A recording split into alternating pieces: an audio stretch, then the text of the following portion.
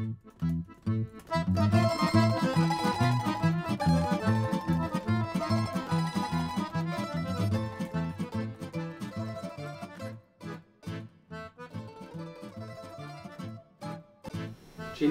un pago pazzo non pure entella nella casa mia.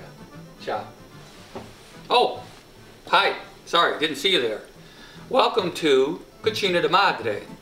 Madre, mother, cucina, kitchen. So welcome to Mother's Kitchen. Truth is, in Italian households, fathers cook just as much as the mothers. And because I'm going to show you how to make the best homemade pizza you ever had, if you ever had homemade pizza. I should say that it was my dad that taught me how to make pizza. And so technically, this is welcome to Cucina de Padre. All right, let's get started, because I happen to be hungry. 4 main things about pizza: the dough, the sauce, the toppings, and the cheese. That's it. It's not a big deal. You could do it.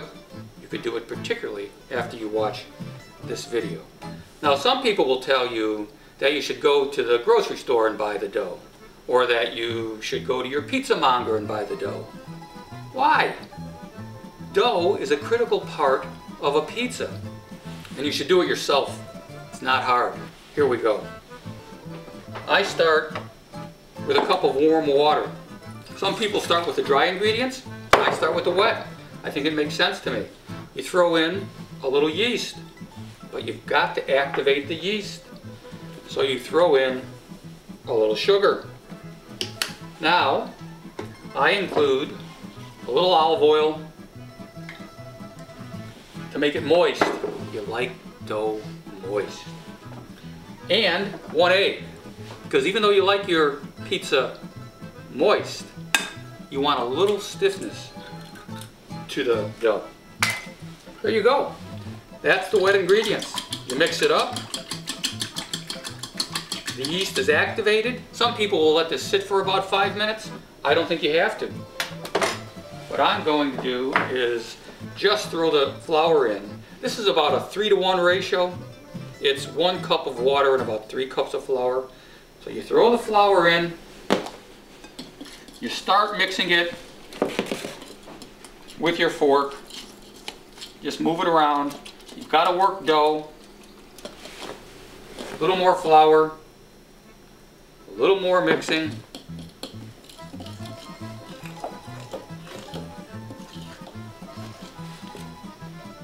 And before you know it, you've got something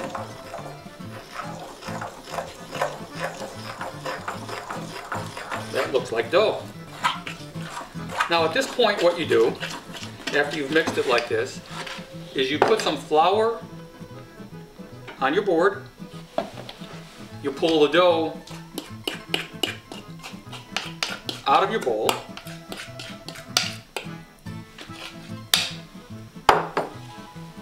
And with a little more flour,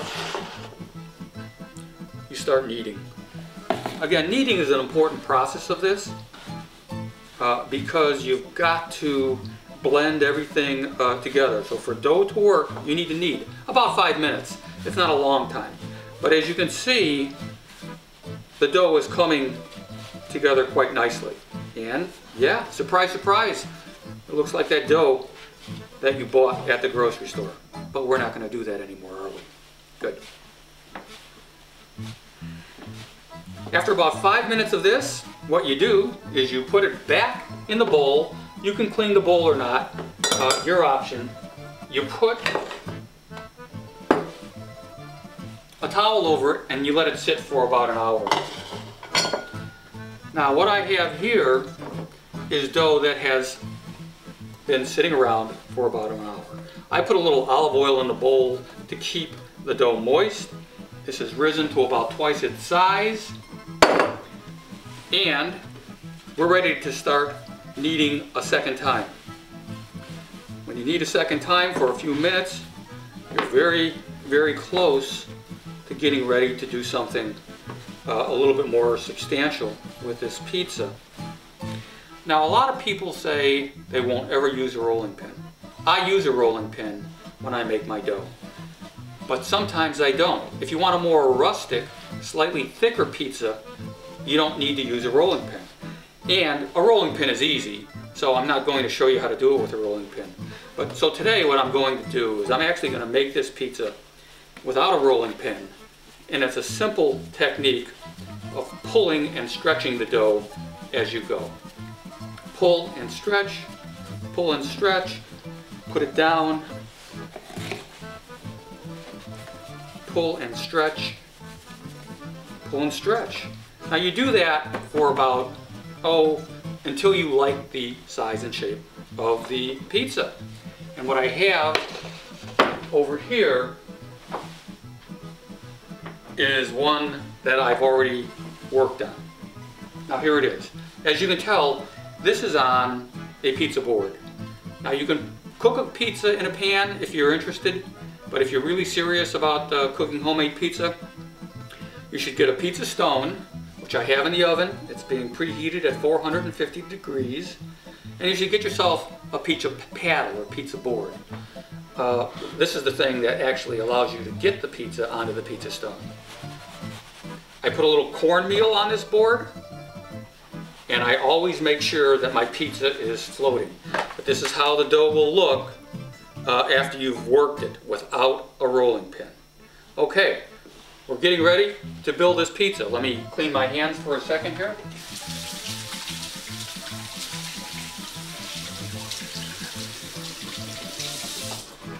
We're getting ready to go. I'm ready to go. First thing I'm going to do is I am going to put a little bit of olive oil on the edges. Now you could put butter on here, but I'm all about trying to make a pizza kind of healthy. And so instead of using butter, I'm going to use olive oil. And I'm going to put a little bit of this olive oil just on the edges.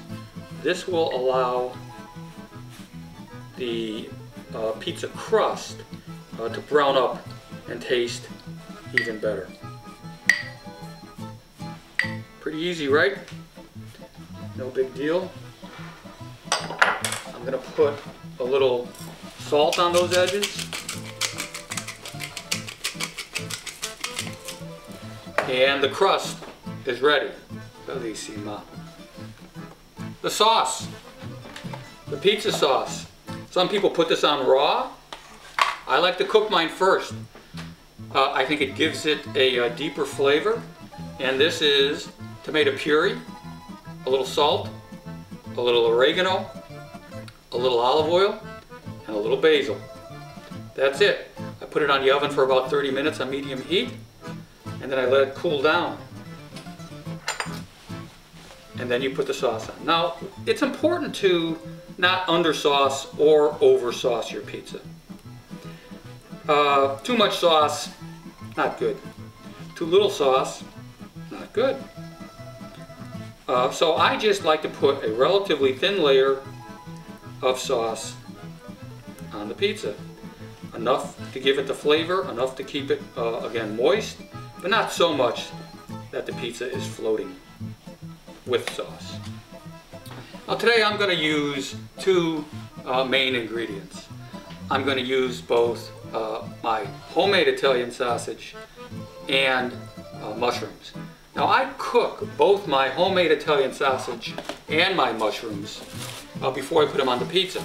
You could put them on raw, but my view is it does a couple of things when you cook it first. For the sausage, it pulls out some of the oils and fat, but here's a little secret. If you make your homemade Italian sausage, you don't have to put any fat in it. Everybody will tell you that you need at least 20% fat in order to make good sausage. But what I do is I substitute the fat with olive oil, and that makes this sausage extremely healthy. The other reason why it's important to put sausage on the oven to saute it first is because it gives it a better flavor.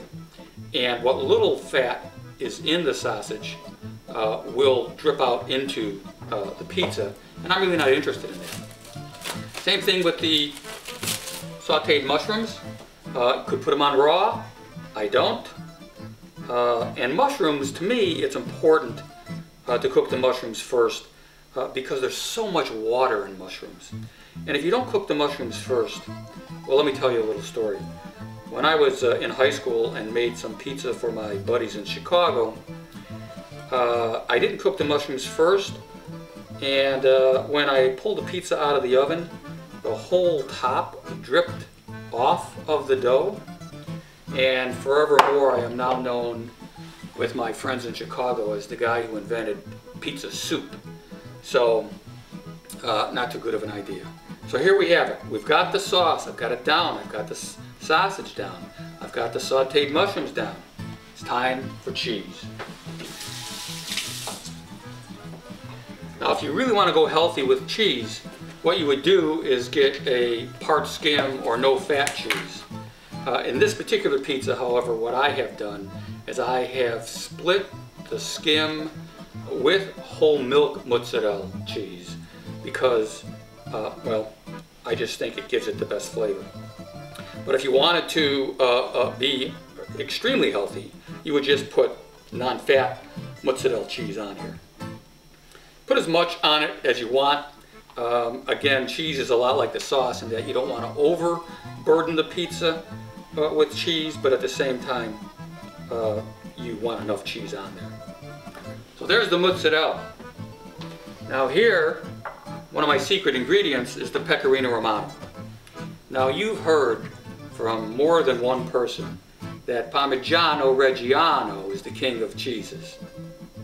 What can I tell you? Not true. Pecorino Romano is the king of cheeses, and this will give your pizza a flavor beyond belief.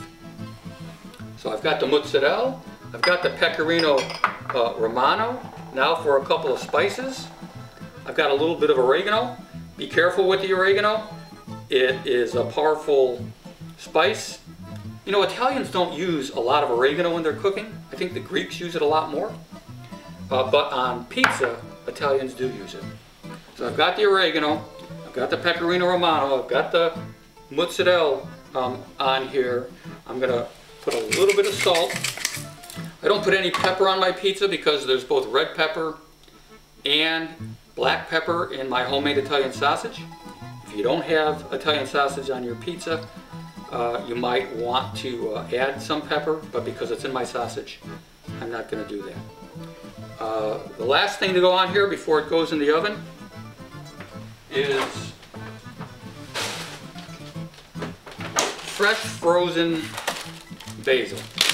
Now during the summer, I buy a lot of basil. I wash it, I spin it dry, and I put it in the freezer because this is significantly better than dry basil. And I have it all year long. Basil can get pretty pricey if it's not during the summer, so I think you might want to think about doing this as well. Now this pizza really is ready to go into the oven. I've got my oven on 450 degrees. Some people say turn it up as high as you can, 500 degrees. I have found that by doing it at 450 degrees at a little lower temperature, a little longer, that it actually cooks better. Now it's not a real big deal to get this off of the board. It might take a little bit of practice, but we're going to go over to the oven now and stick this thing onto the pizza stone. It's going to go in for about 12 to 14 minutes, but just keep an eye on it, and in a few minutes it will be done.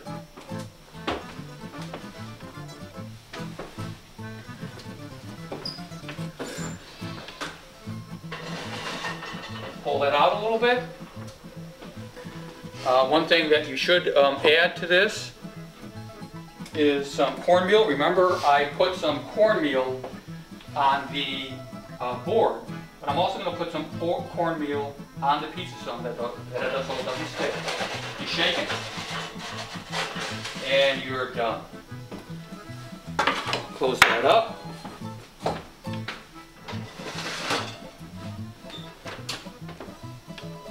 And in about 14 minutes, heaven will come calling. I've taken off my cooking coat. Now it's me, just all in pink. And we're gonna go get this pizza and see how it turned out.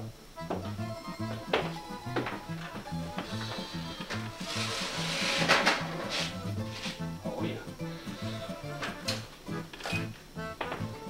Now what you may have noticed is that I pulled this off of the top rack as opposed to the pizza stone.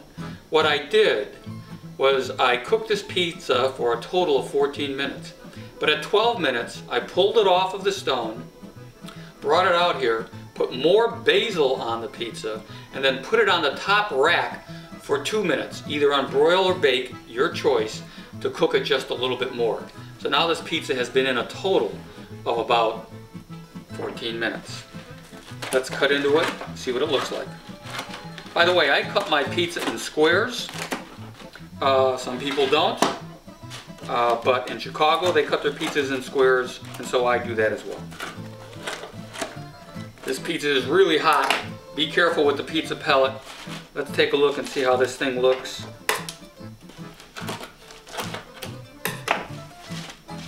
Here's a slice. You probably can see the bottom of that. It looks wonderful. You can see some of the air holes in the pizza. That's exactly what you're looking for. The crust, very, very brown. This is just unbelievable. All right, I'm gonna give it a taste, see how I did. It's hot, watch out.